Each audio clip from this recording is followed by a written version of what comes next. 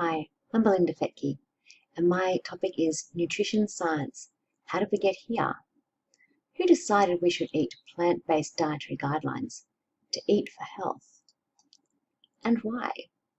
How did we get to a place where the Australian government recommends basing 2/3 of our diet on plants, including highly processed grains, seeds, legumes, and soy?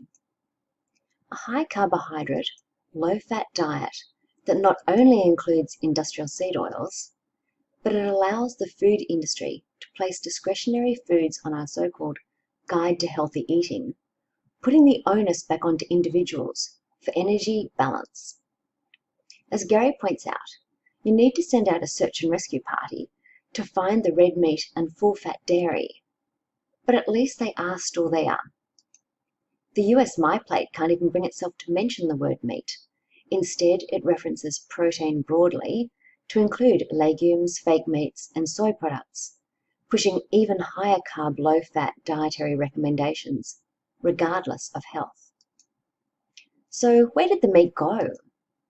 When did the current nutrition doctrine, which espouses cereals, grains, and vegetable protein, come to be accepted as the gospel truth? And more importantly, why?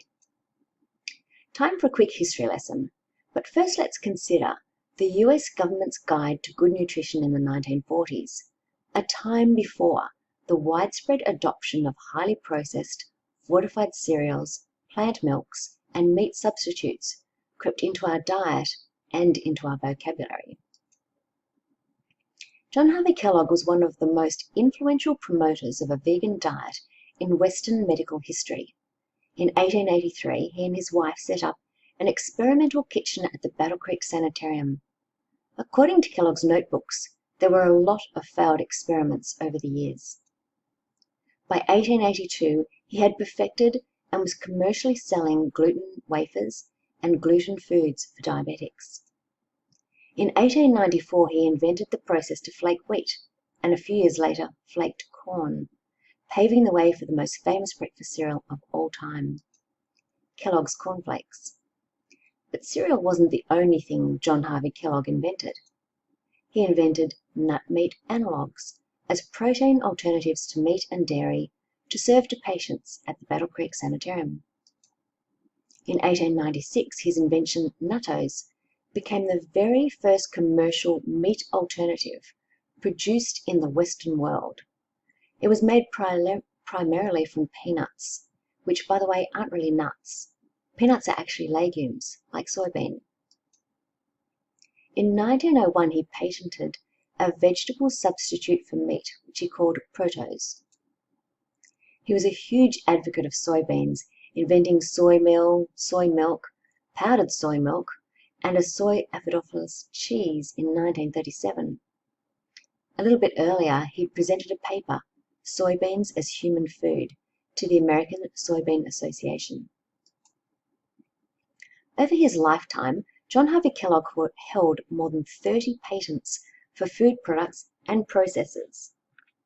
Why was he so intent on inventing and producing vegan food?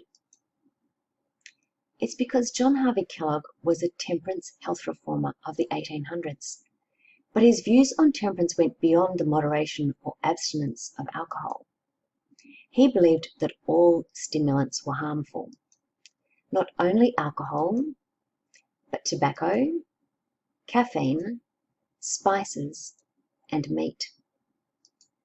He believed flesh eaters developed animal propensities and stirring of baser passions, leading to the most heinous sin known to man at that time, self-vice. But where did these temperance health reform ideas stem from? John Harvey Kellogg was a devout Seventh-day Adventist.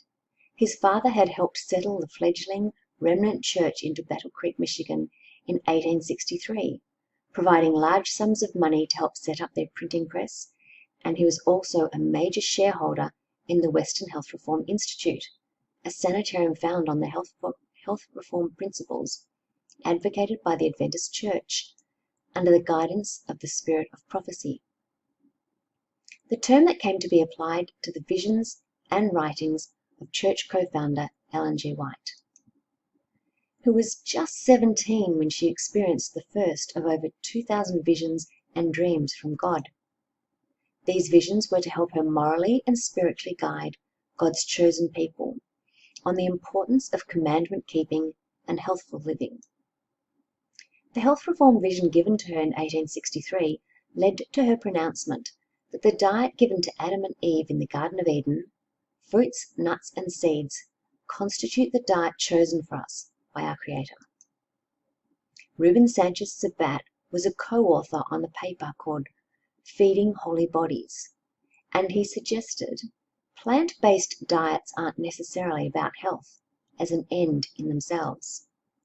They are just as much a means of feeding and nourishing an identity. In creating a new identity, Ellen G. White gave the Seventh-day Adventist Church its legitimacy, because a new religion requires new scriptures. Otherwise, how do you differentiate it from anything else? So not only does the plant-based Garden of Eden diet give Adventists a sense of identity and belonging, it offers purification of the body, morality, and spiritual perception while suppressing animal passions and desires. It allows Adventists to demonstrate their faith in God by signifying to one another and to the wider society their degree of commitment to the Adventist message. In this way, food and nutrition become a medium to communicate values and ideas, a tool to open doors to evangelize, and a way to take the gospel to the people. Ellen G. White made healthful living a religious obligation. From the Church's founding in 1863, she warned of the physical dangers of meat eating and violating the laws of nature, authored by God Himself. She was told by God that medical evangelism was to be the right arm of the Church, and every single member was to continue the healing ministry of Christ, to prepare people for the second coming and eternal salvation. Ellen G. White wrote, "The health reform message was to be the great entering wedge, whereby the diseased soul may be reached. This will find access to hearts and minds and will be the means of converting many to the truth." You may be interested to know that the Seventh-day Adventist Church now has more than 21 million members. It's the second biggest educator worldwide behind the Catholic Church, with nearly 2 million students enrolled in primary, secondary, and tertiary studies. They're considered a global health provider with 211 hospitals, 28 in Florida alone. And they have attended over 22 million people through outpatient departments around the world, with nearly every one of them supported by Adventist health food industries, of which the Adventist Church acknowledge owning 22, producing almost 2,500 meat and dairy substitutes and breakfast cereals. In Australia and New Zealand, Sanitarium and its Life Health Foods arm have charity status under the church umbrella, and as such they pay no tax. Ellen G. White was a prolific writer and wrote over 5,000 periodical articles and 49 books in her lifetime. She is the fourth most translated author in the history of literature and the most translated American author of either gender. Without understanding the elevation of Ellen G. White's extensive writings as divinely inspired interpretations of the Scriptures, it's impossible to comprehend the implications of the Adventist Church's anti-meat messaging in today's society. John Harvey Kellogg was just 12 years old when he went to work for the first family of the Adventist Church. He was given the task of typesetting Ellen G. White's book, A Solemn Appeal to Mothers, which spoke only of the responsibility of mothers deterring their children from masturbation. Her written word was delivered through the powerful art of sermon, instilling guilt and fear into her readers. I've been shown that children who practice self-indulgence previous to puberty or during the period of merging into manhood or womanhood must pay the penalty of nature's violated laws. Such are just as surely self-murderers as though they pointed a pistol to their own breast and destroyed their life instantly, she wrote. Imagine being a 12-year-old and typesetting those words. Is it any wonder that when he became a doctor, John Harvey Kellogg tried everything to prevent intemperance and sinful masturbation? To avoid stimulants, he invented bland breakfast cereals, plant milks, nut and soy meat analogues, and he prescribed vegan diets. His inventions were marketed as health foods, but they were essentially to curb sexual desires. I'm not opposed to those who choose to be vegetarian or vegan for cultural reasons, health concerns, ethical beliefs, nor for religious ideology. My concern is that choice is being taken away from you and I by those creating and protecting the rule books. Taken away from people who choose to follow low-carbohydrate, healthy fat principles that include animal proteins and fats in their diet. I try to stay respectful, but I can't stay silent. I can understand you may be thinking, why talk about my research now? Why challenge the vested interests and religious ideology shaping our dietary and health guidelines in the midst of a pandemic? When so many of us are grappling to adjust to lives that have been turned upside down and inside out, not just by the virus, but by the restrictions and protective measures being instituted to help flatten the curve. Measures which are changing our behaviours around hand-washing techniques, disinfectants are now provided at most retail venues, and plastic shields have suddenly appeared on countertops everywhere, separating us all just that little bit further. Social distancing has become inserted into our everyday vocabulary.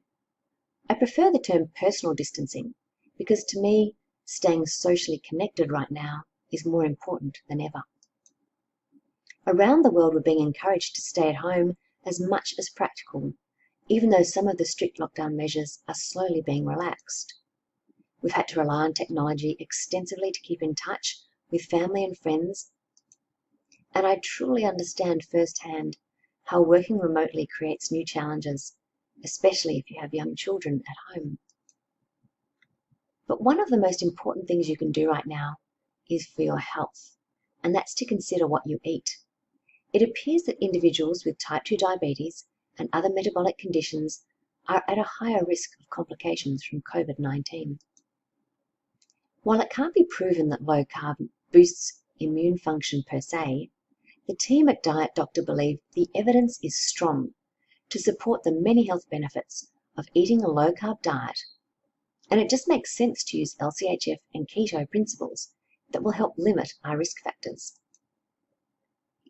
So that's why my research is important to share, even now. I've been watching Gary and other low-carb advocates talk about the science behind nutrition. Why is basic biochemistry and physiology being silenced? Maybe, just maybe, nutrition science has never really been about science at all. The Nutrition Coalition was founded in 2015 with the primary goal of ensuring that the US nutrition policy is based on rigorous scientific evidence. This is important for everyone because the dietary guidelines around the world have been heavily influenced by the US ever since low-fat recommendations were introduced in 1977.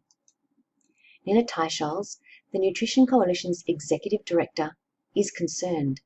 She says, the last two meetings of the 2020 US Dietary Guidelines Committee have revealed many alarming problems. The process lacks transparency. It excludes large numbers of rigorous studies, instead relying primarily on weak data for its conclusions.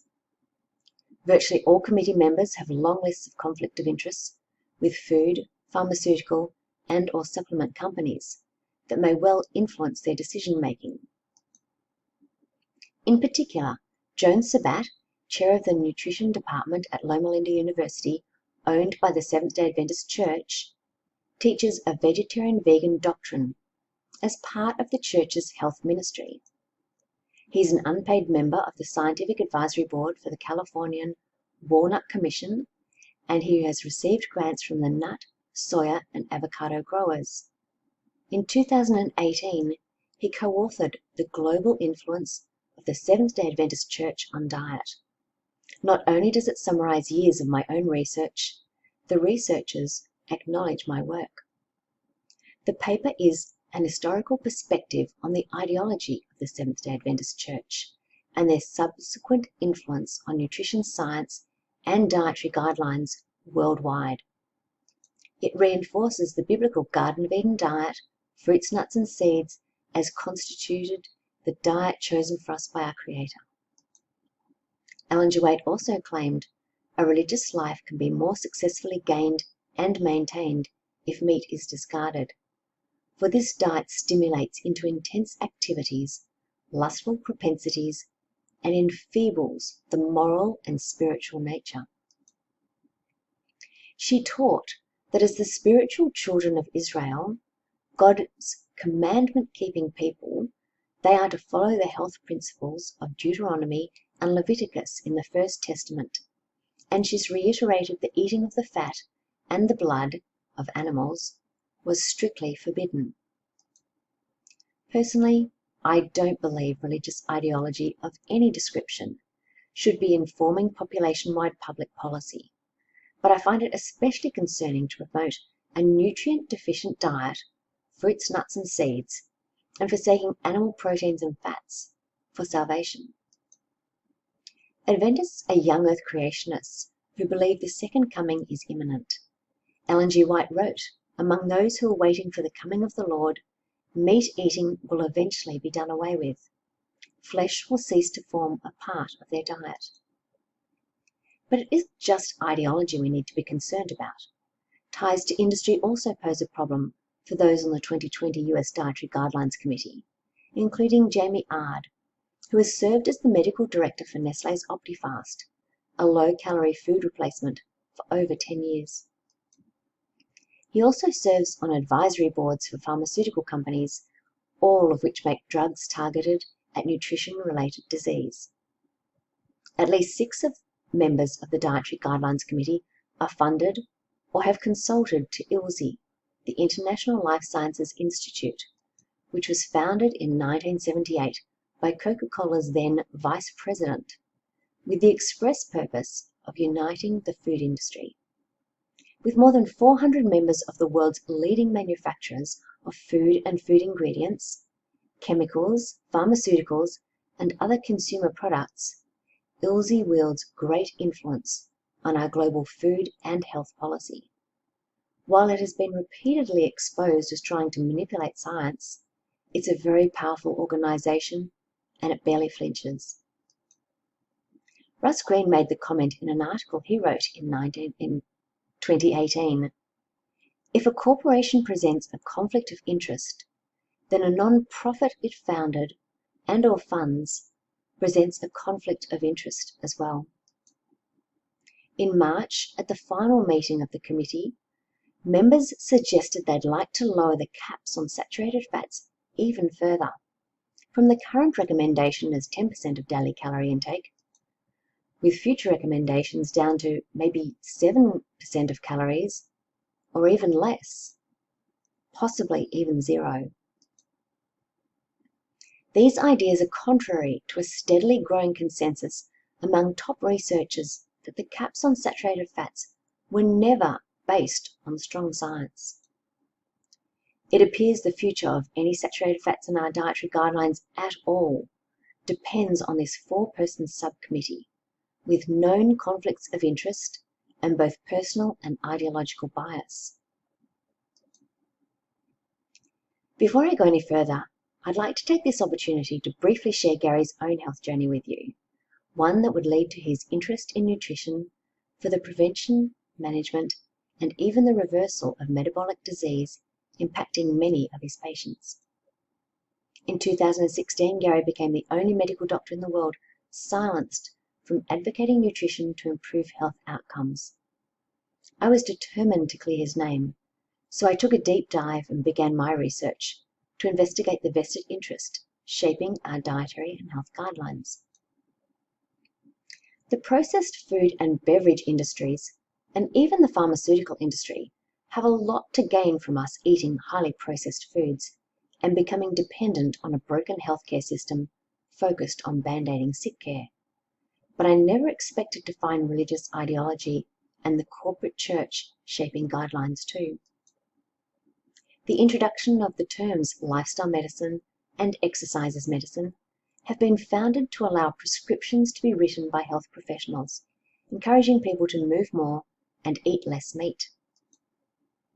My topic may be a little confronting if it's the first time you've heard it, and honestly, it's challenging even to me. In fact, we didn't discuss my research publicly for over 2 years. Everything I share with you today is, or has been, available on the internet. Please let Tracy know if you have any questions at all. I hope to be able to answer them in an upcoming Q&A session we have planned. Now, let me introduce you to my husband, Dr. Gary Fettke. What I love about him is that he goes to work every day with the perspective of a patient, the spirit of an activist, and the heart of a healer. And that's why I was so determined to clear his name when he was reported to the medical board in 2014. Gary's only crime was to become interested in nutrition and begin to understand food as medicine. So what motivated an orthopedic surgeon of 20 years to suddenly become interested in nutrition in the first place? Gary describes himself as a fat kid who grew into an athletic young man by outrunning a diet filled with way too many processed carbohydrates, low-fat dairy, and meals cooked with heart-healthy polyunsaturated oils. At 38, he was diagnosed with an aggressive pituitary tumor requiring surgery. This was followed by radiotherapy and many, many years of chemotherapy. Despite modern medicine, the tumor continued to be active, and Gary required further surgery in 2004. Over the next few years, he ended up on a cocktail of medications, some simply to counteract the side effects of others he was taking at the time. By 2009, Gary was watching his weight creep on, he was pre-diabetic, had high blood pressure, and was developing cardiac arrhythmias. He never gave significant thought to his diet because, as far as he was concerned, he was doing the right thing. This is the 1992 food pyramid that influenced Gary as a young doctor and no doubt most households in Australia for 2 decades.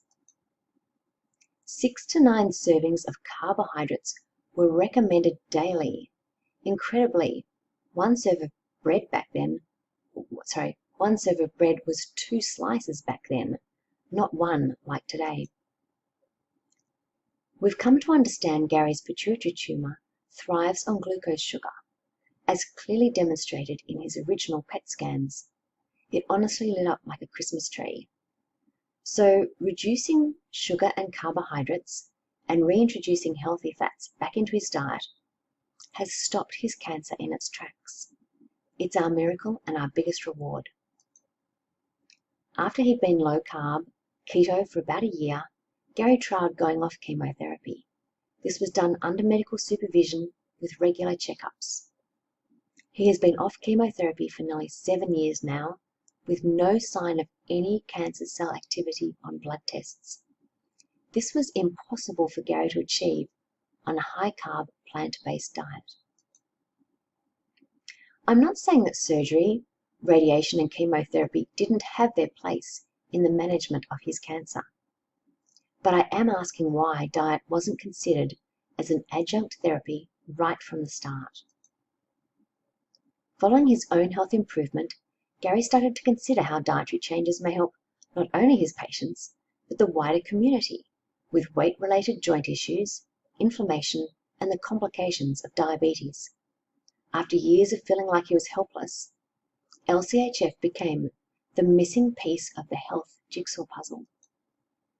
Inspired by the thought that he could provide tangible strategies to help people, he worked with dietitians at Nutrition for Life to create resources and handouts, including simple graphics to help them start taking back control of their health. Low-carb swaps are easy. Consider that this bolognese sauce with pasta has 62.5 grams of carbohydrates. As there's approximately 4 grams of carbs per teaspoon of glucose sugar, this meal would equate to 15.5 teaspoons, compared to the same source served with zucchini noodles at only 5.9 grams of carbs, or 1.5 teaspoons.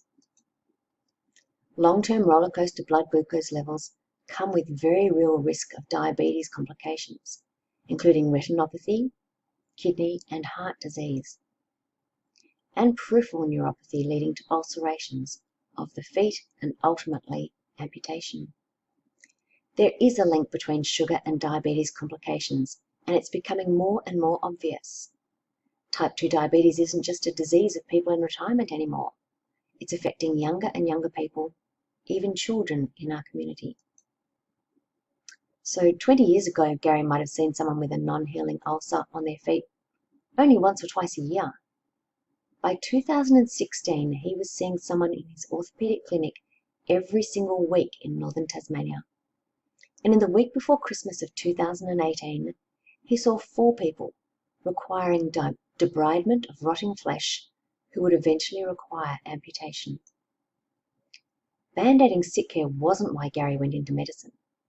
He felt hospitals should be setting an example of health to the community, like they did when the harms of smoking became known. It's hard to imagine now, but 30 years ago, cigarettes were sold to patients in their hospital beds, and smoking was not uncommon on the wards. So now it seems ridiculous that a public hospital, a place where patients are meant to heal and recover, is the very place that's feeding them unlimited sugar and highly processed foods. This graph clearly highlights the difference between high-carb and low-carb diabetes management and Gary's concerns. Frustrated that things weren't changing more quickly, Gary became vocal about public health advocacy, and in 2013 he called for the removal of junk food from hospital vending machines, supported by Legislative Council member the Honourable Kerry Finch. Gary tried numerous times to speak with the dietetics department, firstly to ask their opinion on the growing research around sugar, processed carbohydrates, and diabetes management. Unfortunately, the dietetics department weren't as excited as he was about his findings. I'm not sure if they didn't want to know achieving normal blood glucose levels was possible by doing the exact opposite of their high-carb recommendations, or if they just didn't want Gary to be the one to talk about it first. Gary was reported to the medical board by a dietitian in 2014 at the encouragement of the Dietitians Association of Australia. You may ask, how do we know this? Well, in 2017, Gary was given access to a vexatious and unsubstantiated 845-page submission to APRA on behalf of the Tasmanian Health Service.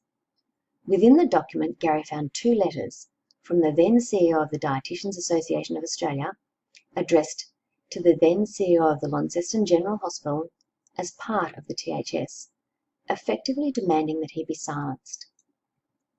He was then investigated for 2.5 years, despite no case of patient harm nor patient complaint, not dissimilar to Prof. Tim Noakes' experience in South Africa, except Gary's investigation was all done behind closed doors. He dared to challenge the nutritional advice given to his patients by dietitians and paid dearly for it, experiencing years of systemic bullying and harassment in his workplace, before being silenced in 2016. Silenced even from recommending his patients reduce sugar to improve their health outcomes. For a bit of perspective, APRA works in partnership with 15 national boards, from podiatry to pharmacy, as well as the nursing and medical boards. Their mission is to build community trust and protect public safety. Apparently, dietetics was deemed too low a risk to public safety to justify the costs of setting up regulation under APRA's framework in 2010. But occupational therapy is there, which is an important allied health position and much valued. But according to their parent body, occupational therapy enables people to participate in activities they find meaningful, like taking care of oneself and others, working, volunteering, and participating in hobbies and other social events. Is APRA really protecting the public from a dangerous profession? Dietitians, on the other hand, can perform tasks such as taking blood glucose levels, adjusting insulin doses, inserting nasogastric feeding tubes, and other procedures pertinent to meet the nutritional needs of patients at risk. Surely adjusting insulin doses and artificial feeding techniques come with risks to patient safety. For example, if the parenteral tube is incorrectly positioned, aspiration, potentially fatal, may occur. I think dietetics has far greater risks to patient safety than occupational therapy. The Dietitians Association of Australia claimed to be the peak body for nutrition advice, educating Australians on healthy eating. Free from the APRA framework, the Dietitians Association of Australia is completely self-regulated. The DAA also provides accreditation, continuing education and resources for their dietitian members while receiving significant funding from the food industry. Can I just point out the hypocrisy of all of this? Gary was on trial for offering evidence-based nutrition advice, something not only deemed too low a risk to public safety, but something actually outside the scope of APRA's regulation. After 4.5 years of challenging the investigation, Gary finally received an unprecedented written apology from APRA, determining that not only is he free to talk about the health benefits of LCHF, but the wording clearly implies that there is no harm going forward for any other health professional in Australia to talk about LCHF too. But if that's the case, why are we still facing so many obstacles? How can we raise awareness of the health benefits of LCHF when the self-proclaimed peak body of nutrition, the Dietitians Association of Australia, continue to call low carb a fad diet? Not only that, a fad diet that lacks scientific evidence, but they love the new science behind breakfast, courtesy of the Australian Breakfast Cereal Manufacturers Forum. 2 years ago, I uncovered 4 documents outlining a corporate partnership between the DAA and the ABCMF, trading as cereal for brekkie. After alerting a few friends who dug further, we managed to uncover a treasure trove of alleged collusion. What I discovered was, for just $23,000 annually, the ABCMF expected the DAA to use their members to influence, protect, and actively defend cereal, grains, and even sugars messaging. Documents that specifically name my husband as the only practicing medical doctor targeted for active defence in 2013, remembering that not long afterwards, the then CEO of the DAA wrote those 2 letters to the hospital Gary was working at, effectively demanding he be silenced. According to a document under the heading ABCMF Active Defence, consumer attitudes and consumption of breakfast cereal are being negatively impacted. In other words, cereal sales and corporate profits are down. The 4 major cereal companies that make up this ABCMF are Sanitarium, Nestle, Kellogg's, and Freedom Foods. And they aren't happy. If low-carb diets are considered a fad diet by the DAA because they supposedly lack evidence, scientific evidence, maybe they should check out Virta Health's comprehensive list of low-carb research. The Public Health Collaboration UK also have studies listed on their website. In fact, 54 studies of 63 show a clear benefit of low-carb over low-fat diets. According to the DAA website, fad diets often cut out entire foods or food groups. But they happily endorse vegan diets, which strictly omit entire foods and even food groups. Let's go back to this 1940s poster I highlighted at the beginning of my talk, to a time when highly processed plant foods were still being invented, when meat and dairy were not just foods, but considered entire food groups, essential to our health. You would think that the optimal diet for human beings is the one that provides essential nutrients without fortifications or supplementation. The only three macronutrients we eat are fat, protein, and carbohydrate. There are essential fats, omega-3 and omega-6. There are essential proteins, the amino acids that the body can't make. But guess what? There are no essential carbohydrates. The DAA acknowledges a vegan diet needs careful consideration to ensure enough B12, iron, omega, and omega-3 fatty acids, and vitamin D. So let's consider vitamin B12. The Adventist Health Ministries provide a number of publicly available fact sheets on health and nutrition, and if you're considering a vegan diet, I highly recommend them, as they are a comprehensive resource. They state, vitamin B12 is of special interest to vegetarians, particularly total or pure vegetarians. They don't like to use the word vegan, since it is found only in animal-based products, including red meat, poultry, seafood, dairy products, and eggs. The question they frame is, why is vitamin B12 fortification of a plant diet necessary today if the original diet was ideal and ensured optimal health? The answer to their own question suggests that vitamin B12 was in the fruit of the tree of life, taken away by God after Eve succumbed to temptation when she ate the apple from the tree of knowledge. But they conclude, we are sure of one thing: long periods of no B12 intake produce serious vitamin deficiencies that impair our health. Dr. Georgia Ede believes vegan diets come with serious risks. They require carefully planned diets that make people dependent on experts, supplements, and fortified foods which by their very nature must be processed. Reese Southern, a recovering vegan, introduced me very early on to the Seventh-day Adventist ideology on his website, Let Them Eat Meat.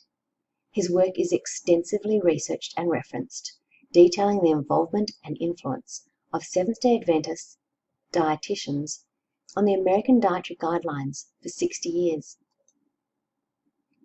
Harry Miller was an Adventist medical missionary who spent nearly 70 years in China as a medical doctor and surgeon, a publisher of literacy evangelism, and as a food scientist. When he opened the new nutrition research laboratory in 1953, he stated, "Science will be used to prove, not disprove, divine inspiration." The assurance that the Lord will give wisdom to those who study to find suitable substitutes for meat, eggs, and milk in the diet is a great stimulus. By 1958, his labs had developed new and improved soy milks and soy cream, acidophilus soy milk and ice cream, cholesterol-free cheese, and a non-dairy margarine. One of the technical experts employed at Miller's research laboratory was devout Adventist Dr. Mervyn Harding, who set about investigating the health status of Adventist vegetarians in 1948 for his doctoral dissertation at Harvard. His doctoral supervisor, Fred Steyer, has been since found to have strong ties to the sugar industry, determined to minimize the harms of sugar, and blames saturated animal fats for heart disease. In his book Health and Salvation, Mervyn Harding writes, "To protect us from moral pollution by keeping our minds clear and sharp, God in his infinite wisdom and love gave his remnant people the wonderful, scientifically vindicated message of health reform." Another of the technical experts employed at Miller's research laboratory was Seventh-day Adventist UD Register, one of two dietitians acknowledged as instrumental in getting vegetarianism accepted back into the American Dietetics Association. He stated, "Evidence will be presented to show how science has verified statements made over 50 years ago through the spirit of prophecy." But the influence of Adventist ideology goes even further back.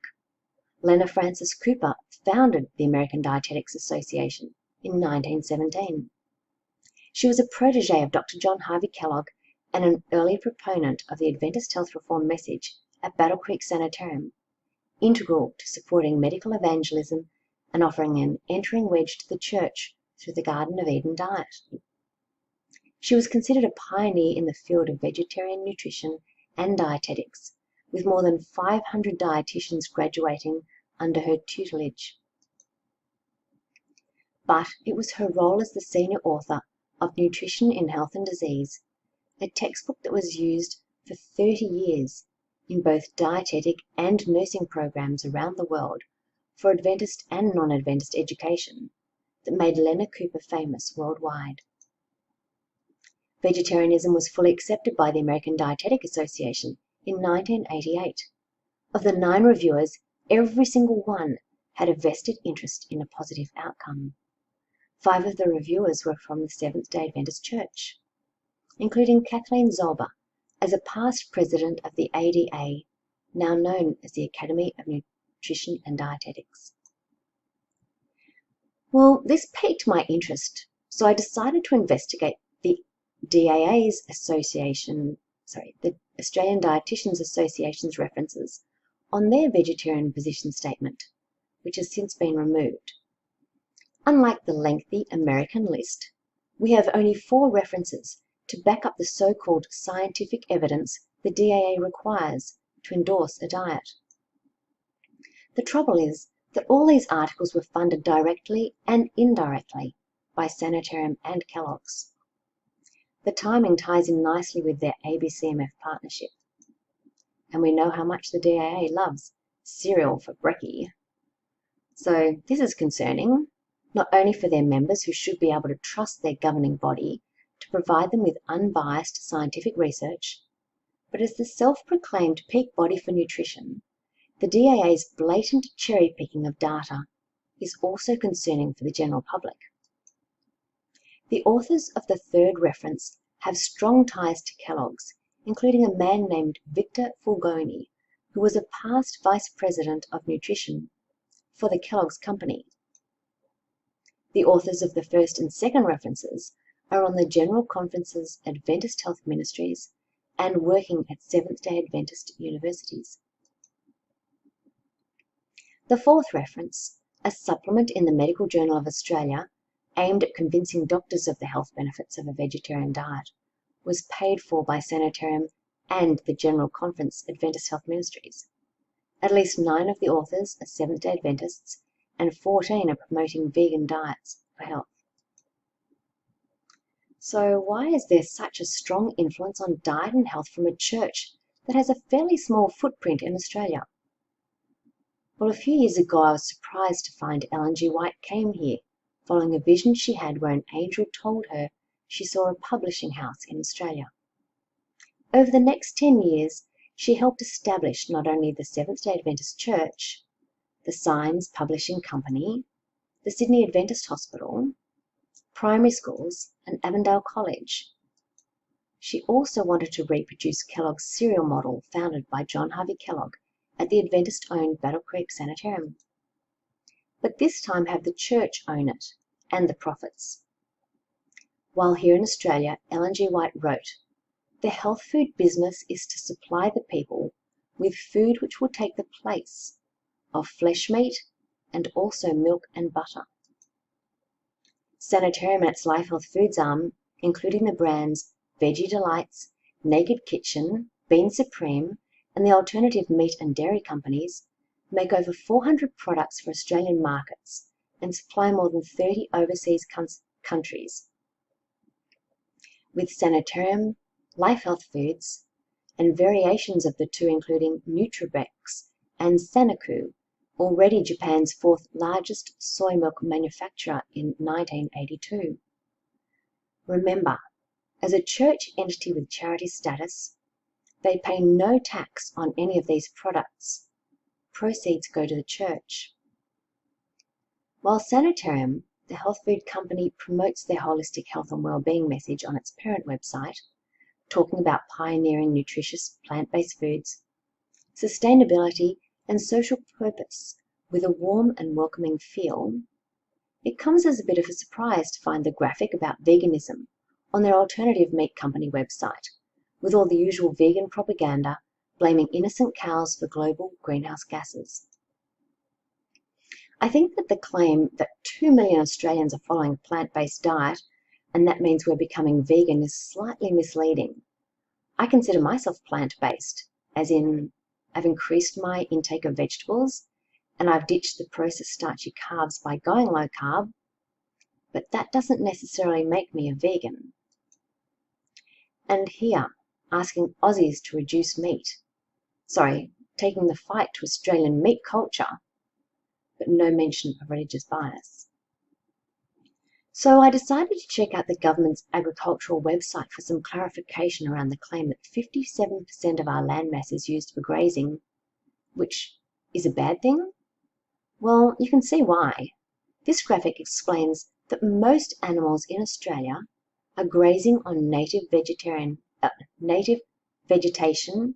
reliant on rainwater, not irrigation. The wheat and sheep zone are completely overlaid and grazing modified pastures are interspersed with cropping. Just imagine if that greyed out area was planted with crops, how much irrigation would be needed, how intensive the farming would be in Australia's desert. So this marketing is targeted really cleverly at young people concerned about climate change. But do they know the truth? Life Health Foods have gradually been taking over the production of protein alternatives and meat substitutes from Sanitarium since 2012. In 2016, they report reaping the benefits of an increasing number of people choosing a plant-based diet. Their anticipated 25% growth for the financial year is mostly driven by a rise in vegetarianism among millennials looking for world solutions. National Vegetarian Week was launched in Australia in 2007, sponsored by Sanitarium, to encourage meat lovers to reduce their meat intake.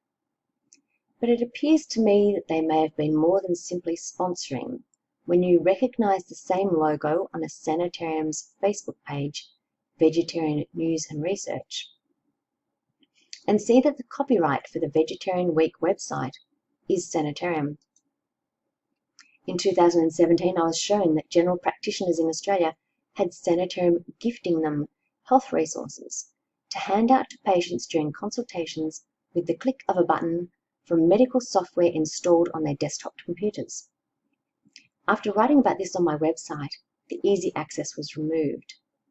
But let me share with you some of the resources that were available for at least 12 years on best practice and medical director software.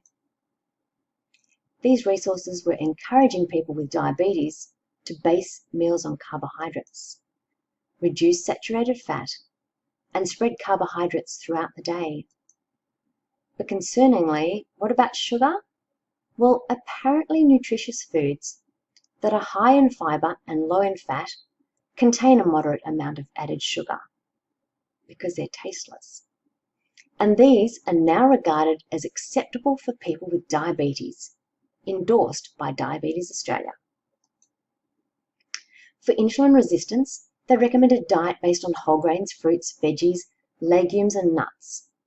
Resources that not only promote Seventh-day Adventist dietary beliefs, but do their business model no harm.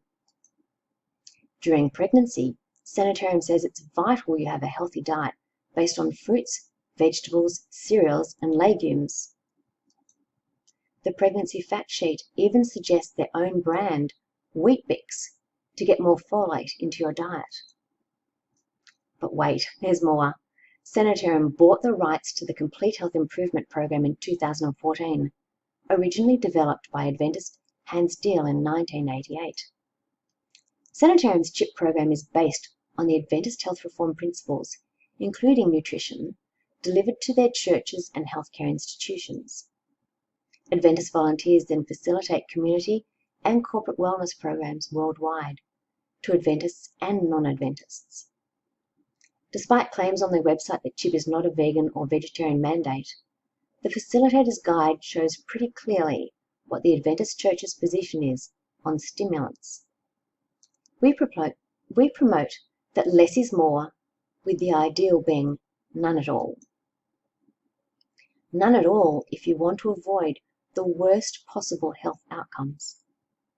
These recommendations don't just apply to alcohol and processed foods, but to meat, dairy, and eggs too. Sanitarium's CHIP sponsors and partners with many of the lifestyle medicine societies, including the Australasian Society of Lifestyle Medicine, even offering to run facilitator courses at their events. We know Sanitarium sponsors the DAA through Cyril Fabrecki. Well, it was acknowledged as a platinum sponsor of Nutrition Australia as far back as 1999. But even I have to admit, I was surprised to find Sanitarium as one of 15 founding members of ILSI Australia in this 1987 document. Remember, ILSI was founded by the Vice President of Coca-Cola in 1978. So how on earth did I manage to connect Sanitarium to Gary's case in the first place? And while I think my husband is incredible and making a huge difference to many lives, in reality he's an orthopaedic surgeon working in Launceston, Tasmania, with a catchment area of 120,000 people. At the time he was reported to the medical board, he had about 5,000 people following him on Facebook, so it wasn't as if the world was hearing his message. And just look where we live. I honestly couldn't understand why the highest profile nutritionist in the Southeast Asia Pacific region, Professor Mark Walquist, was called in to as APRA's expert witness during Gary's 2.5-year Star Chamber investigation. He was asked to determine if recommending people reduce sugar and processed foods was outside Gary's scope of practice as an orthopaedic surgeon. I never imagined the APRA's expert witness would lead me to Sanitarium, and as I've already mentioned a couple of times, owned by the Adventist Church. Well, Mark Walquist was on the advisory panel for Sanctuary Sanitarium, modelled on Ellen G. White's counsel at the time of Gary's investigation. Nor did I expect to find Coca-Cola and their deep pockets funding industry-friendly research and initiatives such as exercise as medicine, used to promote physical activity as the solution to obesity and non-communicable disease. His wife works for ILSI. And I had never even heard of lifestyle medicine before finding APRA's expert witness listed as the patron and speaker for the Australasian Society of Lifestyle Medicine, a sister organisation to the global movement. None of this was declared as a conflict of interest during Gary's investigation, and when we supplied proof, it was dismissed. Despite these entities having a seemingly contradictory public health agenda, they have somehow woven religious ideology and corporate vested interests together into a singular purpose that's become so intrinsically entangled, it's hard to imagine them separate anymore. When religious ideology and vested interests align, they become very powerful allies. The corporate food industry has been promoting energy balance messages to allow discretionary foods and sugary drinks to be part of an active and balanced lifestyle, producing or placing the blame for poor health outcomes on an energy imbalance, too many calories in and not enough exercise for calories out. Lifestyle medicine, on the other hand, was founded by members of the Seventh-day Adventist Church in 2003 to promote the health reform principles given to Ellen G. White in Vision. The purpose of LMED is to create a universally adopted global medical curriculum, intersecting lifestyle medicine with the backing of the Adventist Church and exercises medicine with the backing of Coca-Cola. And while I wholeheartedly agree with the basic premise, nutrition and exercise are both important for our health, I'm concerned these two entities are influencing medical education and in turn our future dietary and health guidelines with their bias. The desired outcome is for health professionals to write prescriptions for people to move more and eat less meat. Imagine if the next generation's medical education becomes the plant-based Garden of Eden diet with zero saturated healthy fats. Fruits, nuts, and highly processed seeds, grains and legumes, with a side of Coke. We've seen what advocating low-fat and high-carbohydrate diets have done, and instead of improving health outcomes, we're now faced with a tsunami of non-communicable disease. So in conclusion, I suggest meat matters. Why do we have plant-based rulebooks? Understanding the role of religious ideology and vested interests shaping the dietary and health guidelines can help you make an informed choice about what you eat. It's about health, yours and mine. Understanding that the category of commercial meat alternatives was invented by Dr. John Harvey Kellogg while he was working at Battle Creek Sanitarium, and that in the USA, this category was both pioneered and further developed by companies called Worthington Foods and Loma Linda Foods, founded as Adventist-owned companies. After decades of research, William Shurtleff and Akiko Aogi acknowledged no other organization or group of people has played a more important role than Seventh-day Adventists in introducing soy foods, vegetarianism, meat alternatives, wheat gluten, dietary fiber, or peanut butter to the Western world. The remarkable growth and influence on our dietary and health guidelines by a church that formed 167 years ago is truly astounding. I'm not challenging the Seventh-day Adventist beliefs. I am challenging their influence on our health and dietary guidelines, their commercial interests that remain tax-free, and the support and protection they receive from the government, health associations, and regulatory bodies that fiercely protect their plant-based ideology. The food industry, and in particular Coca-Cola, has a long history of lobbying against regulation and shaping health policy.